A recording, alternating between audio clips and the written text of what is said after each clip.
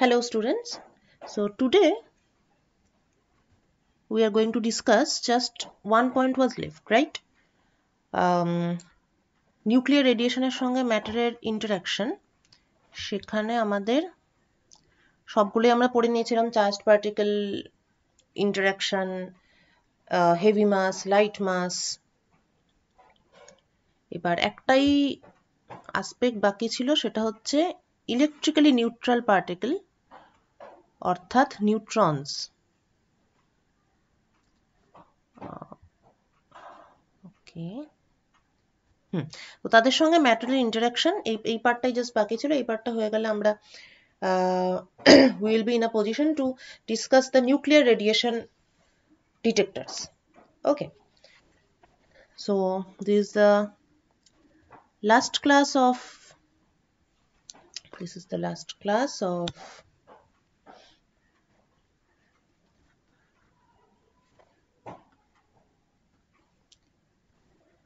radiation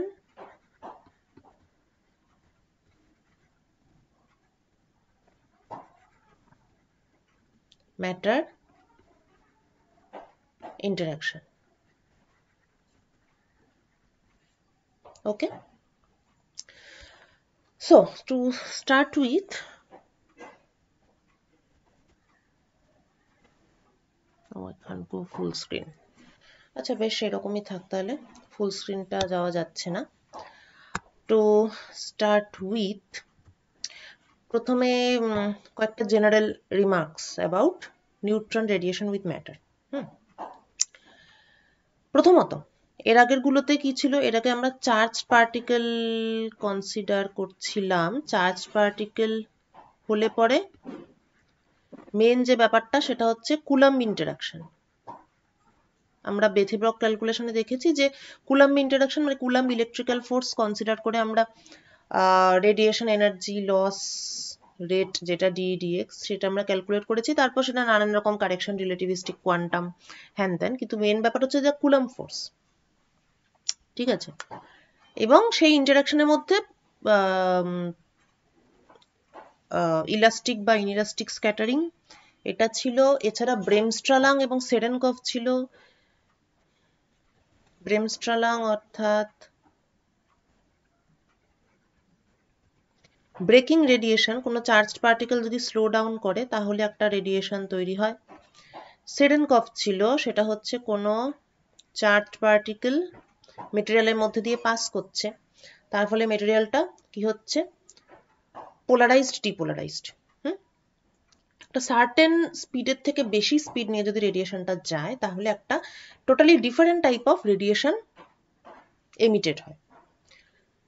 that was Cherenkov. তাহলে এগুলো সবগুলো হচ্ছে essentially somewhat related to charged particle interaction. Okay, এবার neutrons, the speciality is neutrons have no charge. তাহলে ওদের ক্ষেত্রে কুলাম্ব ফোর্স এবং আরো যে অন্যান্য যে ব্যাপারগুলো, এগুলো কোনোটাই থাকছে না। তাহলে ওদের ক্ষেত্রে ইন্টারাক্ট করার এক এবং একমাত্র উপায় হলো ফিজিক্যাল কলিশনস উইথ নিউক্লিয়াই। এইবার সেটা ইলাস্টিক হতে পারে বা ইনইলাস্টিক হতে পারে।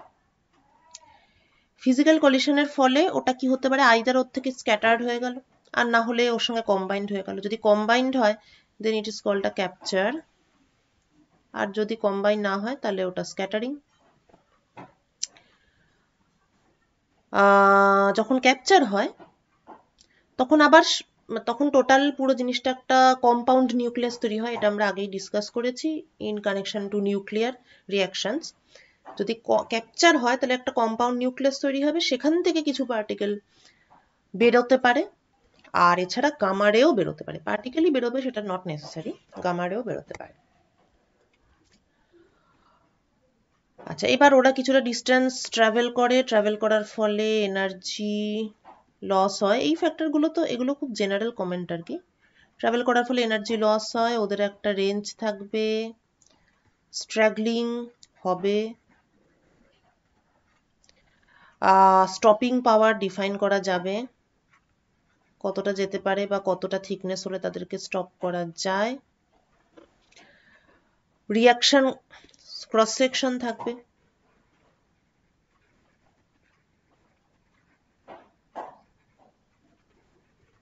reaction cross section will be there.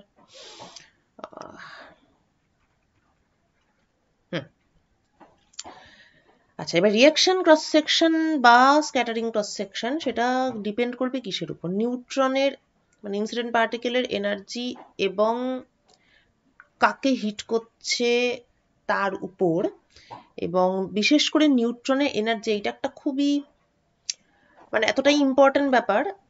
বিশেষ করে নিউক্লিয়ার ফিশন আমরা যখন পড়েছিলাম তখন দেখেছিলাম যে নিউট্রনের যে এনার্জি এবং সেই এনার্জিকে কন্ট্রোল করা, সেইটাই একটা কি ফ্যাক্টর যে আমরা অ্যাটম বোমা বানাতে চাইছি মানে নিউক্লিয়ার বম্ব বানাতে চাইছি, নাকি আমরা নিউক্লিয়ার রিঅ্যাক্টর দিয়ে ইলেকট্রিসিটি বানাতে চাইছি। ঠিক আছে, তো নিউট্রনের এনার্জি একটা খুব ইম্পর্টেন্ট ফ্যাক্টর, এবং based on energy of neutrons there are 4 types of neutrons. মানে ব্যাপারটা এতটাই ভাইটাল যে আলাদা আলাদা নামকরণ হয়েছে। এটা কিন্তু আনলাইক প্রিভিয়াস প্রজেক্টাইলস, এর আগে অন্য কোনো কিছু ইলেকট্রন এসে হিট করছে, প্রোটন এসে হিট করছে, কোনো ক্ষেত্রেই কিন্তু এই ধরনের কোনো ক্লাসিফিকেশন করা হয়নি। So energy of incident neutrons in neutron matter interaction, এটা মানে খুবই ইম্পর্টেন্ট। ক্লাসিফিকেশনটা কিরকম? 100 কিলো ইলেকট্রন ভোল্টের বেশি হলেই সেটা ফাস্ট, আর 0.025 ইভি এই রেঞ্জে হলে সেটা থার্মাল। এটা তো বুঝতেই পারছিস যে রুম টেম্পারেচারে কেটি ক্যালকুলেট করলে ইভি ইউনিটে এরকমই হয় জিনিসটা। তো এই অর্ডারের এনার্জিওয়ালা neutron is called thermal neutron.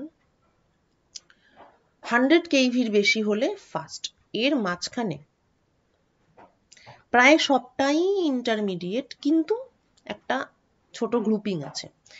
10 electron ভোল্টের নিচে হলে সেটা স্লো। তাহলে কি দাঁড়ালো? 100 above 100 keV it is fast, below 10 EV it is slow, থার্মালটা রুম টেম্পারেচারে যা আছে তাই, মানে খুবই কম।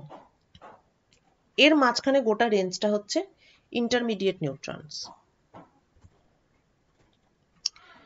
এইবার নিউট্রন অ্যাকচুয়ালি যেটা করে সেটা হচ্ছে ও ফাস্ট নিউট্রন হিসাবে যাত্রা শুরু করে,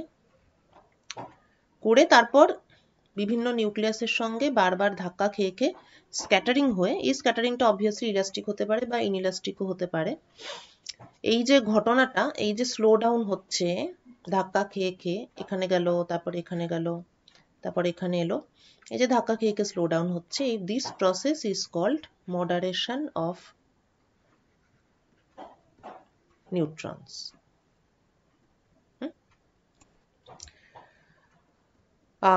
তাহলে এটা ফাস্ট, তারপরে 100 কেভি, 10 কেভি, 100 ইভি, তাহলে এখান থেকে এই পর্যন্ত ও হচ্ছে ইন্টারমিডিয়েট নিউট্রন, এখান থেকে এই পর্যন্ত ও হচ্ছে স্লো নিউট্রন,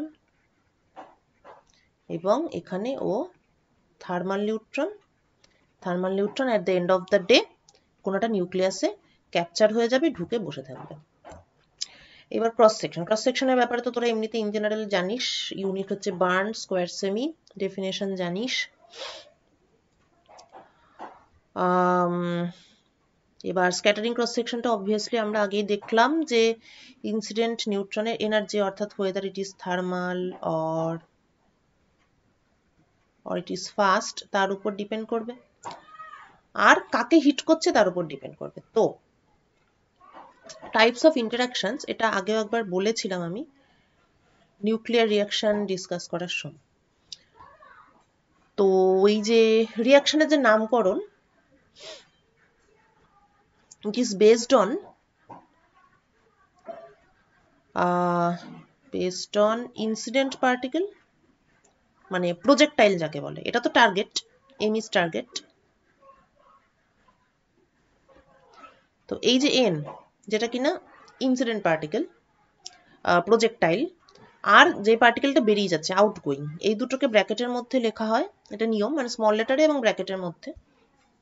আর ফাইনালি যেটা তৈরি হচ্ছে, তো ক্লাসিফিকেশনটা কিন্তু বেসড অন এই ফার্স্ট ব্র্যাকেটের মধ্যে যেটা আছে সেইটা, অর্থাৎ প্রজেক্টাইল এক্স এবং আউটগোয়িং পার্টিকেল ওয়াই, যেটা টার্গেট আর যেটা তৈরি হলো সেটার উপর বেস করে ক্লাসিফিকেশন হয়। ক্লাসিফিকেশনটা will be based on X Y. For example, যদি সিম্পল স্ক্যাটারিং হয়, অর্থাৎ ব্র্যাকেটের মধ্যে যদি একই জিনিস থাকে, একই জিনিস ঢুকলো এবং সেটা স্ক্যাটার্ড হয়ে বেরিয়ে গেল, তাহলে সেগুলো একটাই গ্রুপে, which is scattering.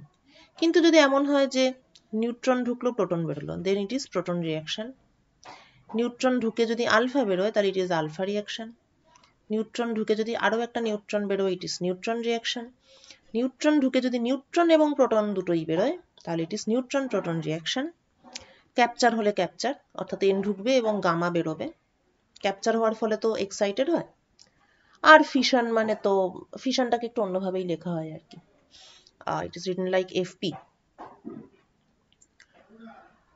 Scattering cross section গুলোও কিন্তু এই ডিফারেন্ট টাইপের জন্য ডিফারেন্ট, মানে কি বলবো, মানে ডিফারেন্ট টাইপের জন্য, ডিফারেন্ট ক্যাটাগরির জন্য different fixed scattering cross section. ঠিক আছে, এবার কোন ধরনের ইন্টারাকশন হবে এইটা কিন্তু মানে আগেই বলেছি যে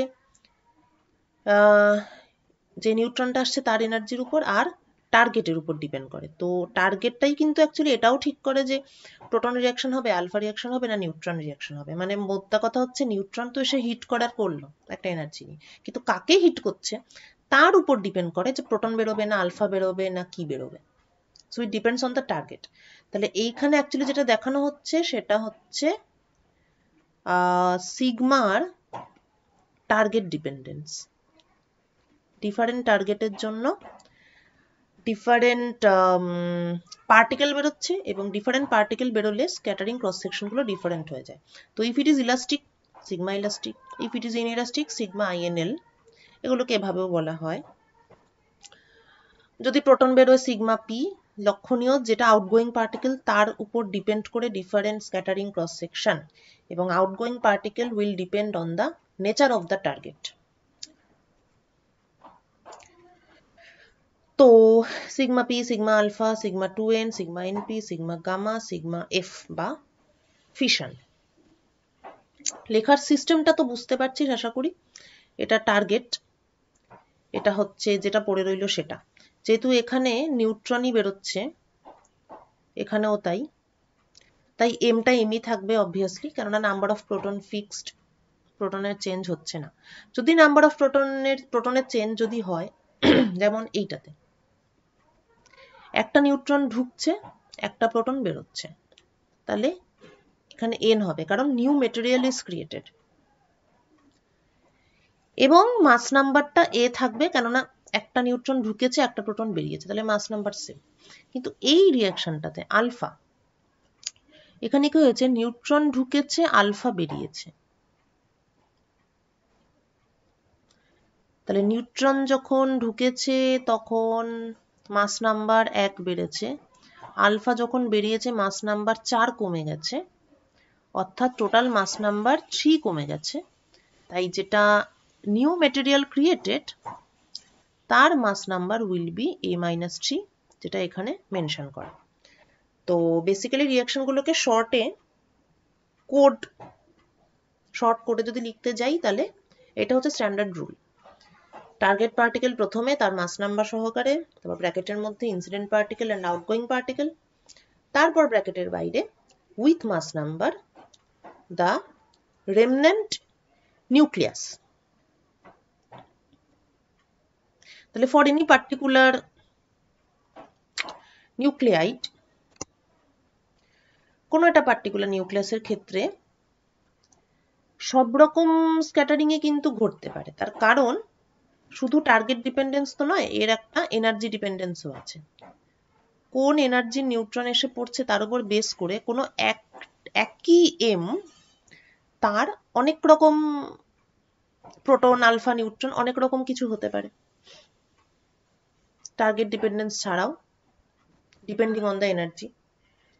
তো টোটাল ক্রস সেকশন সেইটা, তাহলে কি হতে পারে, ইলেকট্রন, ইলাস্টিক, ইনইলাস্টিক, এদের সবার সাম, সবগুলো এখানে ইনক্লুডেড আছে। তাহলে this is your sigma T, or total cross section of scattering. ঠিক আছে, এইবার এটা হচ্ছে পার অ্যাটম, একটা অ্যাটমের জন্য। So this is called microscopic. Industrial পারপাসে যখন আমরা করি এইসব ক্যালকুলেশন বা এই কনসেপ্টগুলো আমরা যখন অ্যাপ্লাই করি, তখন ম্যাক্রোস্কোপিক ক্রস সেকশন ডিফাইন করা হয়। সেটা কিরকম? সেই একই ব্যাপার, 1 মোল উইচ ইজ অ্যাভোগাড্রো নাম্বার, ওই 1 মোলের টোটাল যা ক্রস সেকশন, এবং এটাকে লেখা হয়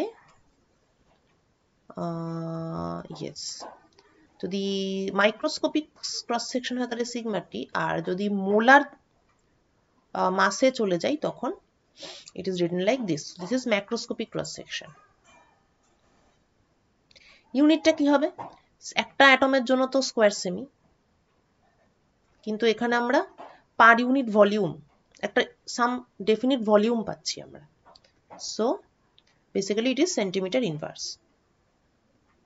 আচ্ছা, এটা তো গেল স্ক্যাটারিং ক্রস সেকশন। আরেকটা ইন্টারেস্টিং জিনিস আছে যেটা নিউট্রন শিল্ডিং ক্যালকুলেশনে ইউজ করতে হয়। শিল্ডিং অর্থাৎ আমি এখানে দাঁড়িয়ে আছি, আমার নিউট্রনের থেকে প্রোটেকশন দরকার, এখানে একটা শিল্ড বসাতে হবে। শিল্ডিং ক্যালকুলেশন করার সময় একটা অন্য ক্রস সেকশন ডিফাইন করা হয় which is called removal cross section, অর্থাৎ কতটা সহজে রিমুভ করা যায় নিউট্রনটাকে। কারণ শিল্ড করছি, obviously I want to remove the neutron, obviously by scattering, কিন্তু এটা একটু আলাদা কনসেপ্ট, মানে ডাইরেক্টলি আমি মানে রিমুভালটাকে নিয়েই কাজ করছি।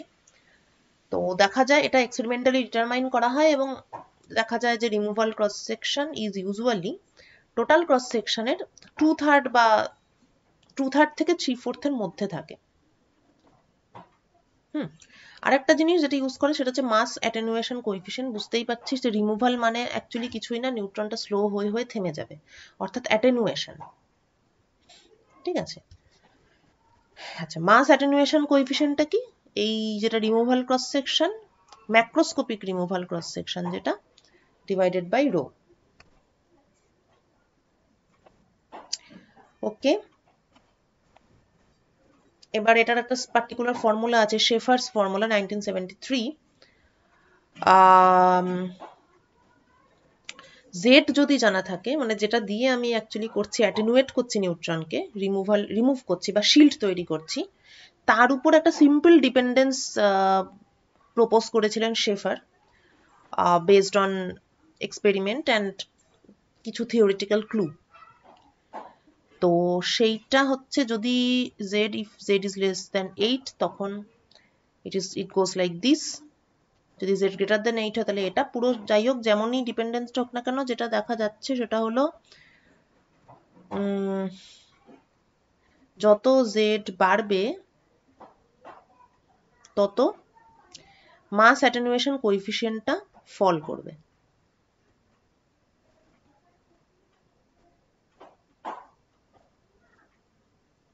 এই ঠিক আছে, এবার এটার ফিজিক্যাল সিগনিফিকেন্সটা তাহলে কি হলো সেটা তোরা একটু ভেবে বলবি, মানে ফিজিক্যালি এটা আর কি কিনা, ঠিকঠাক দাঁড়াচ্ছে কিনা একটু ভাববি, যে মাস অ্যাটেনুয়েশন কোএফিসিয়েন্ট বিষয়টা কি, এবং জেড বাড়লে এটা কমছে, এটা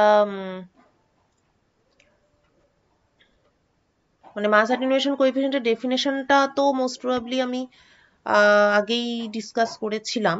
তো এটা একটু ভাববি, এটা হোম টাস্ক, যে মাস অ্যাটেনুয়েশন কোএফিসিয়েন্টটা কমছে উইথ ইনক্রিজিং জেড, এই ব্যাপারটা ফিজিক্যালি ভায়াবল, মানে এটা ঠিকঠাক আছে কিনা।